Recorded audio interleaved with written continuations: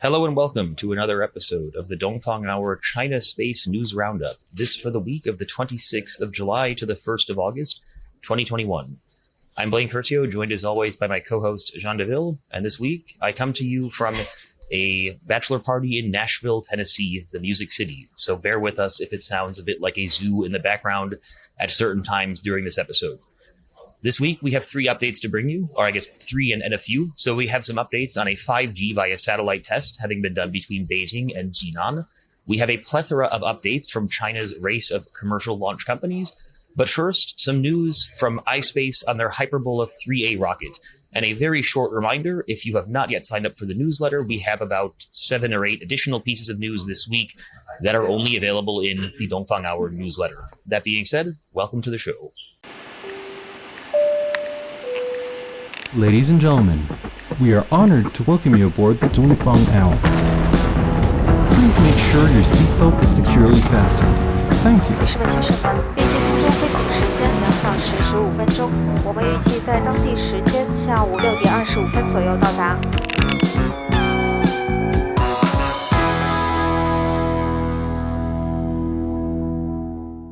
Jean, what's going on with iSpace?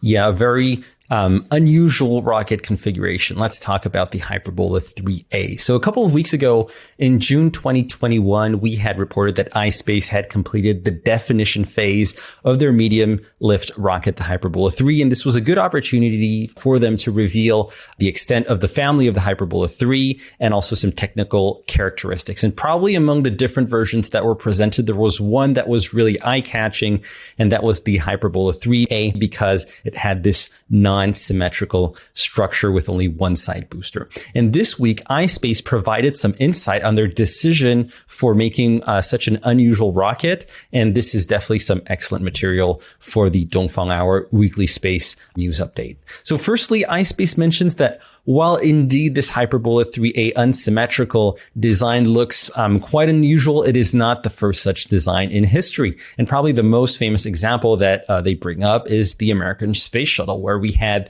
the orbital vehicle that was hanging to one side. And we had similarly the Soviet Union's Buran spaceplane that was hanging to the one side of the Energia rocket to a similar effect. And another example, which still exists today of an asymmetrical rocket, is the famous Atlas V, because the Atlas V exists in multiple configurations. It can accept 0, 1, 2, 3, or 5 side boosters. And actually every single one of those versions, except the version with no side boosters, is not symmetrical. And this is because this is due to the positions of the side boosters. And this is actually really evident when you look at the rocket from above. And I'll put a picture up here. And probably the one that looks the most unusual is the one with only one side booster. So if we show, for example, the one of the versions that's called the 411 version of the Atlas V, you have something that looks very similar to the Hyperbola 3A. And the major disadvantage that iSpace brings up with such a configuration is basically, since you have the booster that is offset from the center of gravity of the rocket, this creates an undesirable torque that you have to counter by creating a torque in the opposite direction. And this can be done in various manners. iSpace brings up two. Probably the most common way to do this is to do some gimbaling with your rocket engine. So basically orienting your rocket engine nozzles and to create a torque in an opposite direction to counter the initial undesirable torque. And so that's one way of doing things. And that's probably how it's done on the Atlas V. And there's another way of doing this that iSpace brought up, which is that since the iSpace first stage has really multiple engines, it has an engine cluster that looks very similar to what you have on a Falcon 9. Well, since you have multiple engines, you can apply a variable amount of thrust to these different engines. And this can create also a torque that can counter the initial torque. So that's another way of doing things. And we still have to see which one iSpace will choose to use. And potentially maybe they could use a combination of both. So that's one first difficulty and probably the major one. Another tricky one that iSpace mentions is that by losing the symmetry of the rocket, it just makes flight dynamics equations much more complex to solve and to simulate. And this is actually quite intuitive for anyone who's done some physics. Symmetry is really a great source of simplifications of equations. So obviously, if we don't have an axisymmetric rocket, then we can really imagine and anticipate that the equations do get a little bit more complicated. So not something that's impossible to do. We've seen that the US and the Soviet Union managed to do this quite okay with their various projects, but it's definitely just an extra, more finicky thing to get done for sure. Now, the last question that I would want to bring up with the Hyperbola 3A rocket, in which iSpace answers, is why do this at all? Why make your life more complicated with one side booster when you can actually have two? And the answer of iSpace is just that they needed probably a more versatile Hyperbola 3 rocket, because, the Hyperbola 3 today with no side boosters, if it's used as an expendable rocket, has a payload capacity of 13.7 tons into low Earth orbit. And if we look at the version with two side boosters, so the Hyperbola 3B, then we're talking about 32.2 tons into low Earth orbit. And so that's a huge gap. And in order to have a version that's in between, well, that is naturally the Hyperbola 3A with only one side booster with 26.1 tons into LEO. And if we talk about the Hyperbola 3 rockets as a reusable rocket, then in this case, we get a payload to LEO of 8.6, 12.9, and 14.1 tons into LEO respectively. So definitely this makes the rocket family more versatile in terms of payload capacities that iSpace can offer to customers, and with minimal time and development costs, because basically what iSpace is doing is just taking this core Hyperbola 3 rocket and adding side boosters as you would with a Lego to build the Hyperbola 3A and the Hyperbola 3B. So that is really the main reason why they are doing this. And I think that if iSpace pursues really this solution in the end, we can't say it's definitive right now, because iSpace just passed the definition phase of the Hyperbola 3. So it's really extremely early phase, and the Hyperbola 2 actually hasn't even really flown yet. So things can, there's still room for some change. But if they really go for this configuration, I think that this shows that Chinese launch companies are really able to have their own technical choices and to innovate, and they don't just simply copy the technical solutions of the Falcon 9, of the Falcon Heavy, or SpaceX, or just any American rocket company, which is something I think that they have been frequently accused of. I've never actually heard that. So, no, I'm just joking. I hear that every week, that the Chinese companies are only copying SpaceX. So yeah, no, that's definitely a good point. And just a couple of small points to add on iSpace, then we'll get into the next piece of news. So I think that the lengths that iSpace is seemingly willing to go to for improved versatility of the Hyperbola 3 is indicative really of two things. So the first one is that we still don't really know how the broader space economy is going to develop at a much lower launch cost. And I suppose that things like versatility of launch services are going to be a factor, but we don't really know. And so it's interesting that this is a direction they're going. And the second point, I guess, is it's indicative of just the number of launch companies in China and the extent to which certain launch companies, they need to do things to differentiate themselves, because otherwise you just have too many companies doing more or less the same thing in an industry that a lot of people say is going to become commoditized very quickly, especially when we get to very large rockets. So moving forward, I certainly don't know how well the Hyperbola 3 will work out commercially or technologically, but to iSpace's credit, they're definitely doing something different and something that might give them an edge in what is a very crowded Chinese commercial launch market. Anything else, John, from your side on iSpace, or shall we move into the 5G LEO broadband test while there is a fight breaking out in the background over here? I'm good. Let's hear about 5G. There may be a bit of a lag as well. So that's this Tennessee internet is known to be quite good. So this week, China announced its first 5G network LEO broadband satellite integration test performed between the cities of Jinan in Shandong province and Beijing. So the test apparently created a link between private networks in the two cities, involving a simulation of a dangerous goods factory in Jinan, with the staff in Beijing handling the accident simulation remotely via LEO satellite. And so according to Chen Tianhang, a satellite internet systems engineer involved with the test, the latency was between 20 and 30 milliseconds, which allowed for very low latency handling of the situation, as it were. And so Peng Mugan, the deputy director of the State Key Laboratory of Network Technology at the Beijing University of Posts and Telecommunications, also noted that satellite-enabled 5G will provide backup for situations such as forest fires, emergency response, etc. And this is something that, as we mentioned last week with the Henan flooding, there seems to be a real impetus by the Chinese government and by the powers that be to try to utilize space infrastructure for things like disaster response. So this is an interesting example of that.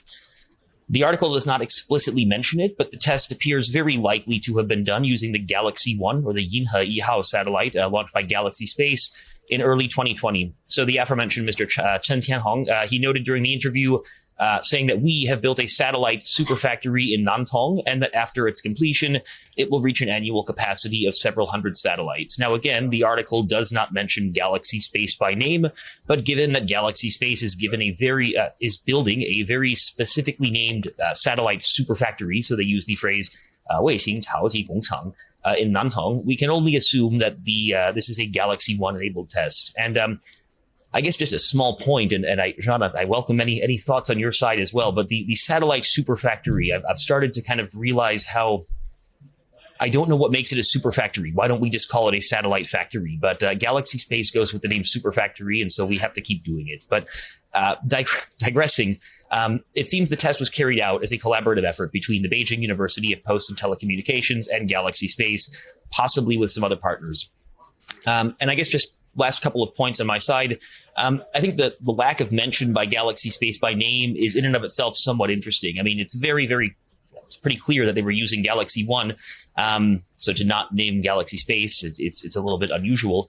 Total speculation here, but I suspect it may have something to do with the fact that individual companies are to some extent kind of laying low in the context of these types of tests with government type participants. So, Beijing University of Posts and Telecoms is a very prestigious and powerful university in Beijing. And I don't know to what extent Galaxy Space wanted to be public with this collaboration. I guess other noteworthy points about the press release include the obligatory mention to China's addition of satellite internet to its new infrastructures list in 2020, and also the fact that SpaceX is launching Starlink very quickly, that China needs to respond with a similarly fast rollout of its LEO broadband network. The article also highlights the need for the mass manufacturing of LEO satellites in China, pointing out that the visibility of each satellite is very limited due to their proximity to the Earth, and therefore you'd need several hundred to thousands of satellites for global coverage. So the final note from my side, we have, and I'll put a link in the podcast notes, we have a quite lengthy and comprehensive interview with Wang Peng from Galaxy Space from February of this year. And during the interview, Wang Peng notes that Galaxy Space is capable of producing about 30 payloads per year and about 30 satellites per year in their facilities in Xi'an and Shanghai, respectively. Wang also notes that the company hopes to produce satellites at a rate of 100 per year by the end of 2021, although it's not entirely clear if he's referring to their facility in Shanghai or a sort of first phase of the facility in Nantong of the superfactory that I mentioned just a moment ago. And they also aim for a capacity of 500 satellites per year at some point in the undefined future.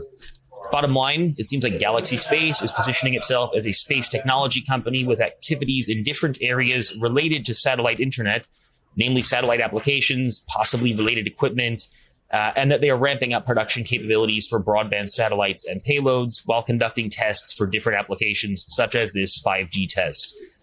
Jean, I'm going to go on mute because it sounds like there's a basketball game going on in the background, and I will turn it over to you for any further thoughts on Galaxy Space. Sure thing. So I think to your question on the superfactory, I could see two reasons for this name. The first one would be just the output, the production capacity of the factory, which is able to produce hundreds of satellites, I think, per year. And I think another possibility is that the factory is using smart manufacturing technologies. And this is something similar maybe to the Xingyun satellite production in Wuhan, where they also claim that they have a very smart manufacturing factory. And so this could be what makes the super factory a super factory. But to go back to this 5G test in Jinan, I think that this test is really very interesting because I think we have a prime example of where 5G technology shines. Many people have a tendency to think that 5G is just 4G on steroids with higher bandwidth, but it's actually much more than that. And I think that the key thing with 5G is the significant drop of latency. The test here talks about 20 to 30 milliseconds of latency, and that is significantly lower than the latency of the human reaction, which I believe is around 200 milliseconds. So I think that the lower than human latency really enables a lot of industrial applications that can be managed remotely. And so we can think of things like, remote driving or maybe remote industrial operations. And I think this dangerous products leakage test in Jinan, but operated from Beijing, is really a perfect illustration of what is possible with 5G, but not possible with 4G. And now discussing a little bit the satellite component in 5G here. I think using a satellite for the deployment of the 5G network. And so here it's the Galaxy 1 5G satellite from Galaxy Space, as mentioned by Blaine, very likely. This means that remote areas could potentially be covered more easily by 5G technology thanks to satellites. And this is really good news for remote industrial sites. And so let me just explain that a little bit. I think that the issue here is with 5G is basically 5G uses millimeter waves. And so the consequence of that is, millimeter waves, it's much higher frequency than 4G electromagnetic waves. And one of the consequences is that basically the range of the 5G base stations on the ground are much smaller than 4G, which means that you have a significantly higher deployment effort to do on the ground if you want a similar coverage of 5G as we had for 4G. And this really explains partly the massive number of ground stations involved in 5G deployment efforts in China. I believe, for example, typically in Guangzhou, the municipality announced something like 39,000 5G base stations to be deployed in the next year or so, and that is in Guangzhou alone. So definitely a lot of stations. And I think this is where 5G satellites have a role to play, because we can imagine that the strong concentration of base stations to enable coverage, this will not be cost efficient and will not be interesting to do in remote areas where you don't have that many people and not that many industries. And so the idea of having a 5G satellite that can provide maybe backhauling services to some of the 5G base stations that we could have there could bring the cost of covering those remote areas down significantly and could solve this problem. And I think that this is something that has been explored multiple times over the past months by China. So there's this Galaxy 1 test that we're mentioning here, but also this week we saw that there was another 5G satellite test that took place between the CAICT, so that is the Chinese Academy of Information and Communication Technology, as well as China Satcom, and this took place with their ChinaSat 16 broadband HTS satellite. And so we're not going to cover that in this episode, but if you want more information on that, please check out our newsletter. That's all I have on 5G. Blaine, do you have anything else to add on 5G, or shall we move to some more discussions on launch? All good from my side. We got a lot of launch updates to get into. Absolutely. And I'll start with the first one, which concerns China's state-owned launch industry. And so an article published by China's official media, China Aerospace News, announced on July the 28th that CASC's 6th Academy, AALPT, so the Aerospace Academy of Liquid Propulsion Technology, had completed the first engineering prototype of the YF-90 engine. So a little background on the YF-90. The YF-90 engine is a closed-cycle, fuel-rich hydrolox engine which produces 220 tons of thrust. And the article mentions that AALPT plans to perform the first semi-system tests by the end of this year, followed by full system tests. So what that probably refers to is semi-system tests, I think, is basically testing everything that comes before the combustion chamber. So that's the liquid oxygen, liquid hydrogen pumps. That's also potentially the pre-burner. And full system test, I think that refers to really an end-to-end test, which includes igniting the combustion chamber and generating the full amount of thrust that the rocket engine is capable of. And so this piece of news is interesting. It shows that AALPT is making good progress with the YF-90. And this comes in addition to another piece of news that we mentioned back in January 2021, where we also got the information that the Academy had completed a number of key tests linked to the liquid oxygen and liquid hydrogen turbopumps and the associated cryogenic systems. Now, the most interesting part about this piece of news is actually the fact that this engine is mentioned at all in the context of the Long March 9. So let me dig into that a little bit. Up to very recently was believed that this engine, the YF-90, would be powering the second stage of the Long March 9. And this is something that we had seen on the various PPTs, the various diagrams that were released by China on their Long March 9. But in the most recent iteration of the Long March 9 that was presented by Long Lehao in a speech in June 2021 at Hong Kong University, and I have a feeling that I'm mentioning this speech basically in every episode now, we see that there's a new configuration of Long March 9 proposed with similar payload capacities, but with no side boosters, with new materials, with common bulkhead tanks, and perhaps more interestingly, with new engines. And so based on Long Lehao's diagram presented last month, it would seem that it would be 120 tons thrust Hydrolox engines that would be used in the second stage and not the YF-90. So this really bears the question of what will the YF-90 that the AALPT is developing right now, what purpose will it serve really? And really the big question is also, who is right about the Long March 9? Is it Long Lehao or is it this publication of China Aerospace News? And what's funny is both of these sources are actually official sources. And I was also reading the other day an article that was published by the Chinese media, Dongfang Gaodi, and this article seems to suggest that actually both of them are correct. And what will happen very likely is since China plans some lunar missions in the very early 2030s, we could see this, the older version of the Long March 9 enter service around those dates and would be using the YF-90 engines and those, the configuration of the Long March 9 that we've known already for multiple years. And so that would be, the Long March 9 V1, and potentially after 2035, you could see this new version of the Long March 9 that was presented by Long Lehao last month at Hong Kong University with new materials, new tanks, new engines, and potentially it could be available in a reusable version. And so that will be available also, but at a later stage. So really, I think this week, a lot of things going on with state-owned launch enterprises and also a very good dose of mystery. So do stay tuned to the Dongfang Hour if you want to know more about these rockets. And we will, of course, discuss them as soon as we know more. So Blaine, anything on these state-owned launch vehicles, or want to tell us a little bit what's going on with the private sector? Indeed. Well, it's been another week, which means we have about 6 more updates from both the commercial and state-owned launch sector. So we can move into the commercial companies. So we saw this week Space Pioneer, so aka Tianbing Aerospace. They announced a, quote, hundreds of millions of RMB pre-B funding round. So about some tens of millions of US dollars. The funding round marks the 6th round of funding completed by Tianbing in the past 2 years, with the company claiming to have raised more than 1 billion RMB during those 6 funding rounds.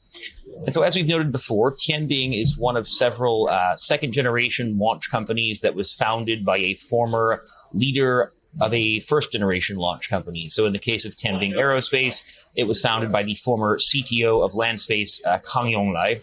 And the company appears to be building up quite an industrial base and a network of contacts in the Yangtze River Delta region, so the YRD. And so this is including previous funding rounds where a lead investor has been the Zhejiang University Innovation Fund, which is associated with Zhejiang University in Hangzhou. And more recently, the company announced plans for a smart rocket and engine industrial base in Suzhou, or in Zhangjiagang district of Suzhou. And now this most recent round of funding includes, as one of the 3 main investors, the Zhangjiagang Ecological Technology Fund. So again, we're getting some support, it seems, from a city government in this case. And I guess more generally, we have a pretty interesting dynamic developing in the YRD as it relates to commercial launch. So we'll put a map up here just to kind of go over some of what's going on. But basically, you have Lake Tai, which is a very large lake in roughly the center of the YRD. And on the southern shores of Lake Tai, you have the city of Huzhou, and basically Huzhou and Jiaxing. And these 2 cities have both seen Landspace build a factory. And Huzhou also is home to Rocket Group, which is a recently created launch startup. So we have this little cluster of launch companies on the southern shores of Lake Tai. And then up in the northern part, we have Tianbing Aerospace, as mentioned, in Suzhou. And we have Deep Blue Aerospace with their rocket factory up in Nantong, so a bit further north, but still northern shores of Lake Tai-ish. And then over in the east, so Shanghai, we have the behemoth that is CASC and all of the launch capabilities that they have, primarily in Shanghai. And as we can also argue, in the very far west of the YRD, whether or not Anhui is considered that is debatable, but we have in Bengbu, Anhui province, a Jiuzhou Yunjian facility. And it's interesting because that facility appears to be upriver on the Huai River, which flows into the Yangtze, into the rest of the YRD. So you have this kind of industrial base that appears to be kind of clustering together around this area. And as we've discussed on previous episodes, for example, Jiuzhou Yunjian is planning on selling rocket engines to Rocket Group as just one example. And so, it seems like there's a lot of just sort of clustering going on in the YRD, and Tianbing just being one of the latest companies to really create their presence there. And I would also mention that, in addition to this launch vehicle cluster in the YRD, we also have other clusters like satellite manufacturing and other verticals, but those are different stories for different episodes. So, anything from your side, John, on commercial launch updates? So I just want to add something here on the news on Tianbing Aerospace, also called Space Pioneer. In the article, in the press release, something that was a little bit hidden was the fact that they said that the funding, this new round of funding, would enable the company to continue to fund the development of medium and heavy lift rockets. So no surprises there. But it also says that it will enable the funding of the development of a crewed spacecraft, 空天往返载人飞船. And so that's a very interesting, the thing is, crewed spaceflight in China is generally the prerogative of state-owned enterprises, namely CASC, right? And so it bears the question of what are they referring to? And potentially, maybe it could be a reference to this request for proposal for a light cargo spacecraft that we saw a couple of months ago and that we had mentioned in a Dongfang Hour episode. So this was in January 2021, where the CMSEO, the China Manned Spaceflight Engineering Bureau, had basically, published an RFP for a very light cargo spacecraft. So maybe this development that Space Pioneer is talking about refers to this. We don't know, but again, stay tuned to the Dongfang Hour to know more in the future. And I think that going further now on launch updates, there were other launch updates this week. There was, for example, a grid fin verification test from iSpace. There were also 2 variable thrust static fire tests from Deep Blue Aerospace. But for the sake of keeping this episode short, we'll leave our listeners and our viewers to check out the newsletter to get more details on those 2 tests. And so apart from that, I think I'm good for this week. Same here. All good. And the internet held up reasonably well in this frat house. So that's always nice. Next week, I will be joining you all from quarantine. So looking forward to that. And nothing else from my side in terms of news updates this week. So this has been another episode of the Dongfang Hour Space News Roundup. This for the week of the 26th of July to the 1st of August. I realized at the beginning of the episode I did not send a special shout out to our good friends over at Go Taikonauts and Spacewatch.global. Better late than never. Big shout out to those 2. Great people, great organizations. That being said, it sounds like construction is going on here. So that is my cue to go. Thank you very much for listening, and see you next week. Thanks for watching, and see you in next week's episode.